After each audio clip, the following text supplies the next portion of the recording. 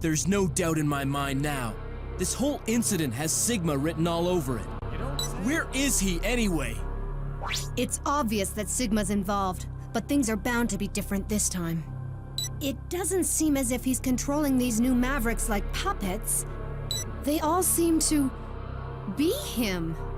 Do you mean copies of Sigma? I'm not sure. So far, all the sites attacked have been related to the Jacob project. Huh? I'm picking up a transmission.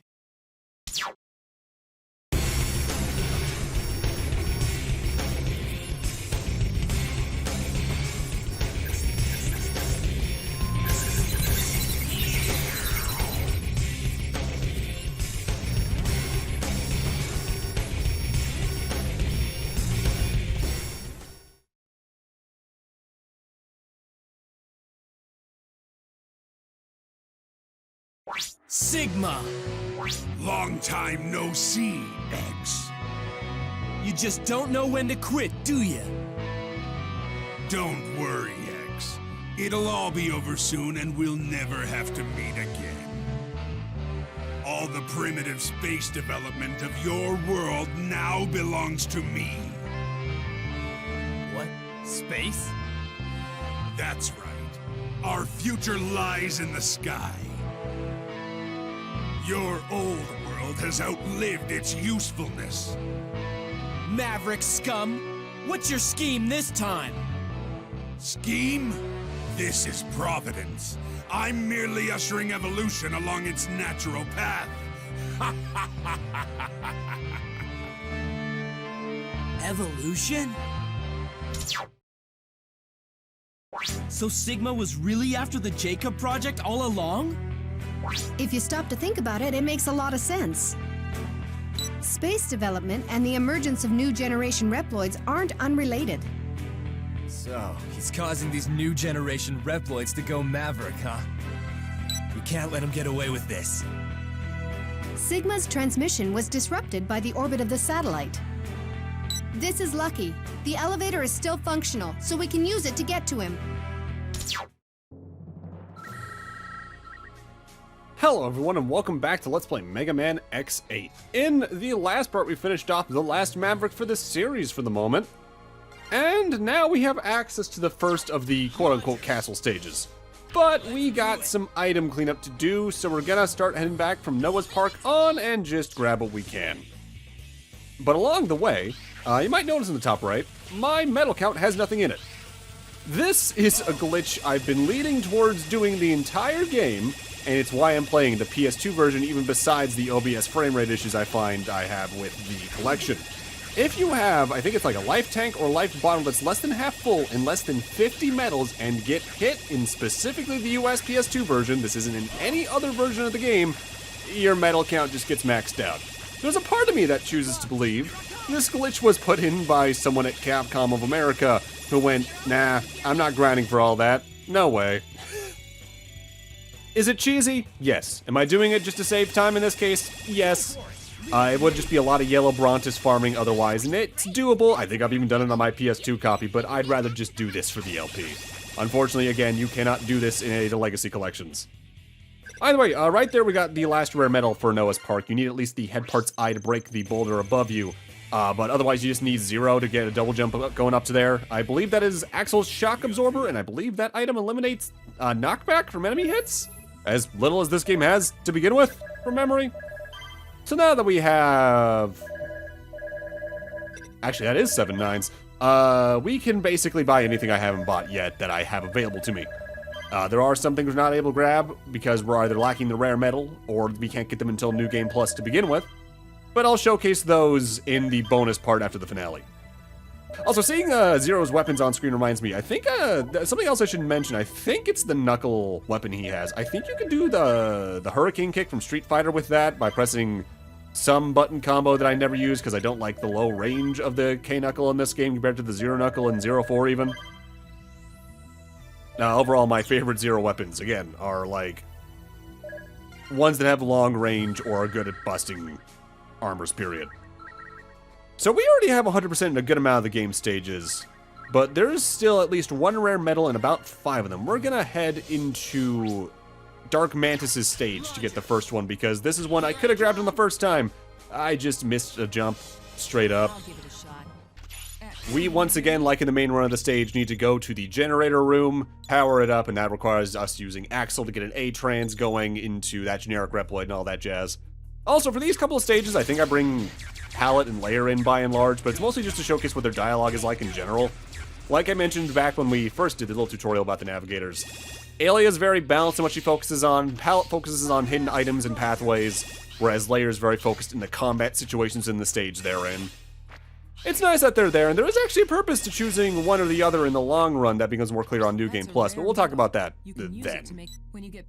Either way, by taking the top path backwards once the power's on, we can get the final rare medal for this stage, which I think is meant to be the second one. That is, I think, Axel's shield armor, so now we can reduce how much damage he takes with any individual hit. Admittedly, pairing X's shield armor in specific with the Hermes armor can make for an okay combo, because that means most small enemies probably aren't going to be able to damage you, period, since the Hermes body parts prevent you from taking damage from anything that would do 2 points of damage or less to you, so now anything that would do 4 points of damage or less to you, essentially, you're immune to, but yeah, I still prefer the Icarus armor overall. Speaking of which, let's go get the final piece of the Icarus armor. It's back in Earthrock Trilobite stage, during this section where you're actively chasing the robot. We're gonna need to head left a little bit after the fact, but there's gonna be these oil canisters blocking the light capsule that you need Burn Rooster's ability to destroy. I came back to this stage basically every time I got a new weapon to see what would break this on my first playthrough, if memory serves. X, I thought something like this might happen someday. So I've prepared parts for you. This time, I want you to try out body parts I. If you equip this, you will take half the damage you normally would. Equip this new ability and board the capsule, X.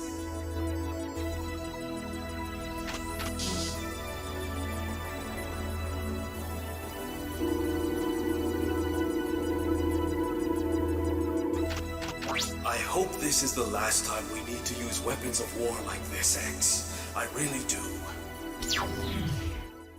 Actually, correction to what I said a few moments ago, you can't pair X's shield armor with the Hermes armor because the body parts I is his shield armor, so if you want to take half damage as X, you need to use the Icarus armor. Whoops, forgot about that for a moment there.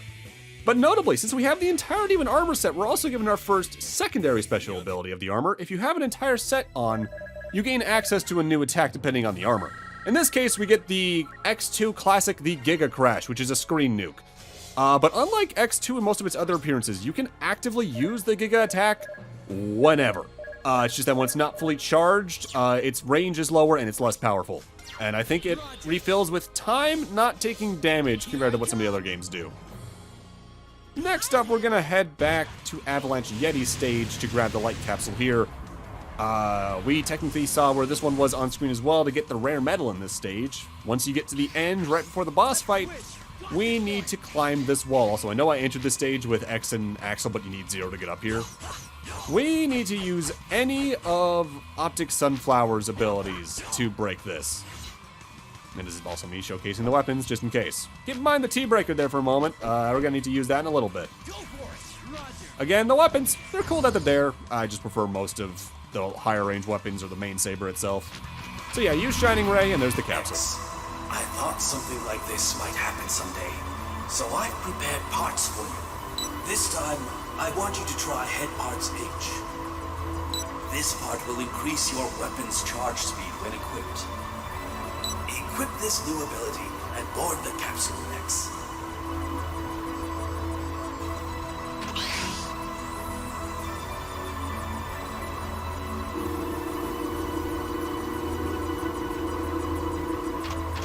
I hope this is the last time we need to use weapons of war like this, X. I really do. Alright, so here we get the Helmet Parts H, which actually Light just pretty much said it on the tin. It doubles the charge speed of all your weapons. Honestly, I like this one a lot. I actually do prefer this helmet piece compared to the Icarus armor, but I prefer having the full Icarus armor overall. I've done playthroughs where I just kind of mix and match them, but I tend to stick overall with just having a full set on. But now, if memory serves of how I edited all this flow together, Time for something a little bit different when we get back to the stage select.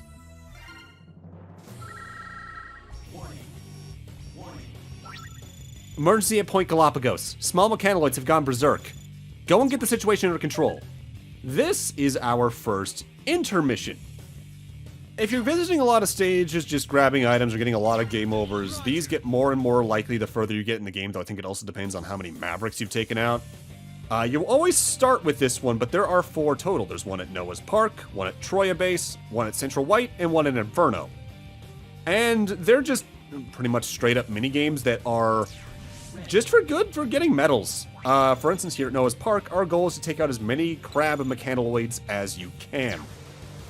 There's a lot of other enemies along the way, including Bullbrights, and I think even the Claws from the intro stage's boss.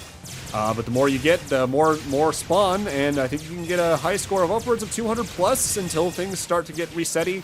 But if you want to end this one, I think you do actually have to die.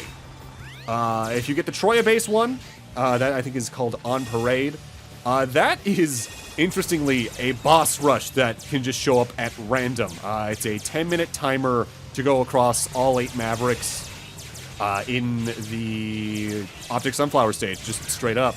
You can get a lot of medals there depending on your speed, and if you have everything in the game, especially on New Game Plus, with the thing you unlock for getting all of X's chips on New Game Plus, that is the best way to grind medals in the game, I think, period.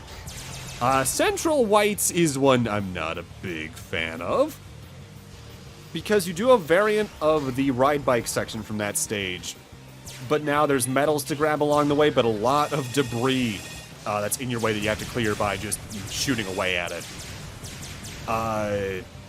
It's okay for medal grinding, but I think the Troya Base one's better overall. And then the one in Inferno, well, you remember Burn Rooster stages, auto-scroller, imagine that, but with more medals. That's it. I think it goes infinitely until you die, and I don't like it.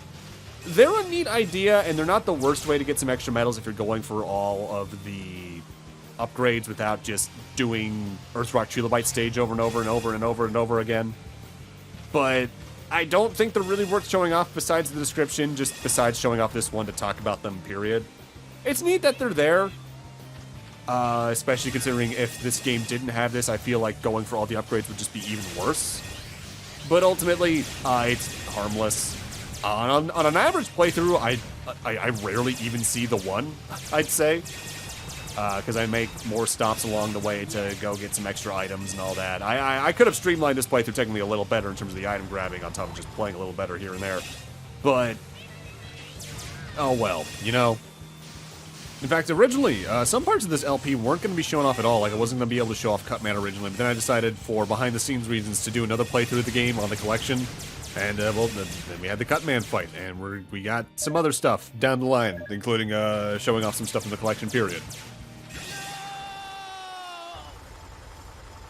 And there we go, we're finally out of there. And even though that's a game over, that counts as a win. And plus, you can do retries infinitely on a lot of these, so cool.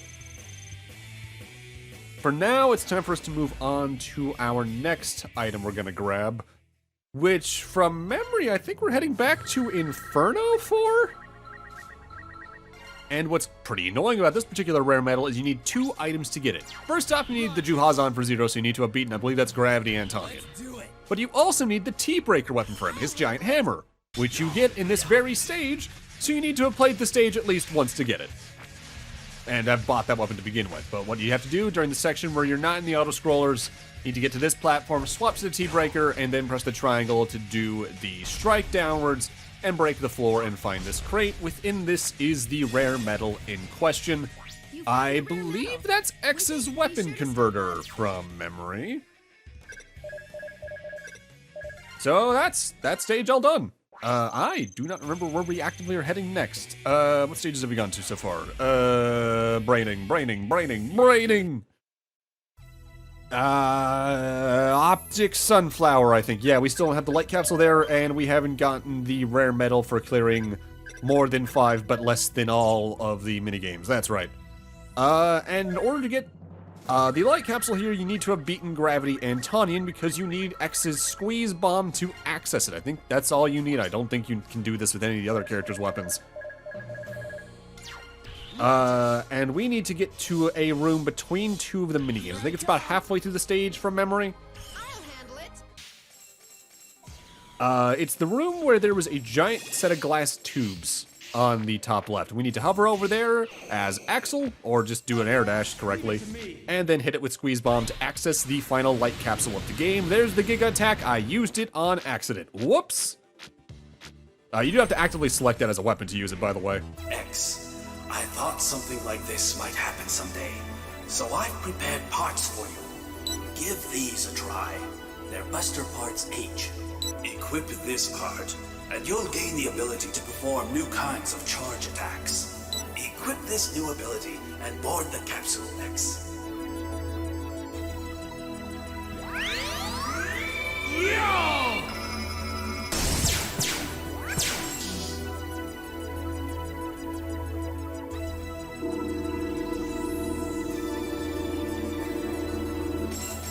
I hope this is the last time we need to use weapons of war like this, X. I really do. So now we have the Hermes Buster, which when fully charged shoots out 3 projectiles that are the semi-charged shot in different angles. But we also have access now to the full Hermes armor set bonus, the X Drive, which increases a stat in some form for every single one of the armor pieces. For the helmet parts, it'll quadruple the charge speed. For the body parts, whenever your damage is nullified, you earn metals equivalent to the damage absorbed. With your Buster parts, it adds a 4th charge level shot that shoots 5 charge shots out. And with your Fate parts, it actively quadruples your movement and dashing speed, which actually gets to the point of being nigh uncontrollable in my eyes. You do have to activate the X Drive, though, like it's the Giga Attack with the Icarus armor. And since on that stage I got 5 or more of the high ranks on the minigames, but not all of them, I got the final rare medal in the game from memory, which is, I think, the final sub-tank in the shop. With that said, as you can see, we are still missing a couple of things in the shop. We're missing a weapon for Zero, which is New Game Plus exclusive, and in the All tab, there's still going to be a few things marked as mysteries.